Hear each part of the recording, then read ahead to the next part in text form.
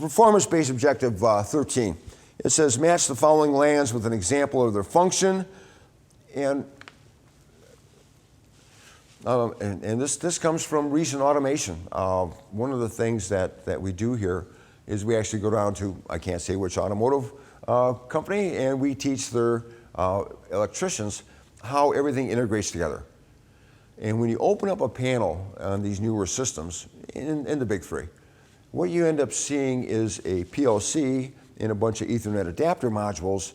There's no local I/O. Everything is out there on a LAN. And everything's being moved over to Ethernet LANs today.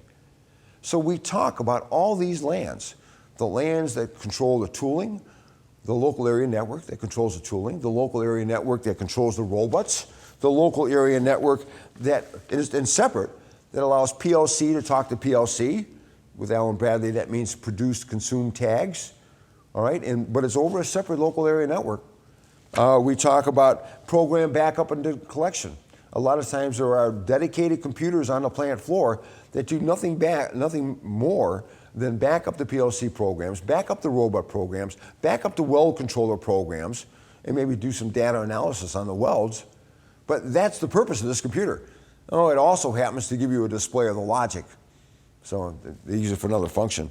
Factory information systems, another LAN that exists out there, which allows the management of the plant itself to take a look at the status of all lines and all stations and to determine whether everything's functioning properly, what the production rates are, whether they're blocked upstream, downstream. This is the kind of information that's available, and typically it's another LAN in a plant. So we have factory information LANs, we have work scheduling LANs. You know, how do you know whether you're building a 2-door or 4-door, so that when it gets down to the assembly area, that the wheels that were ordered for that model match it exactly just in time. You know, there's scheduling computers, and that means we have to talk from these scheduling computers to the PLCs, and that means another LAN. So we have all these local area networks that we're finding in the plant now. Everything is LAN-based, and therefore, when we study PLCs, we're going to have to spend a little more time, you know, taking a look at Ethernet IP and the theory of these LANs and how to interface and you know, how to set them up. So we want to lay that foundation because there is some networking that we're going to have to get into that at first you wonder, why is networking in the program? But it is that way on the plant floor today. So this is an introduction to networking. The last objective is to say, let's take a look at some of the plant LANs that are dealt with.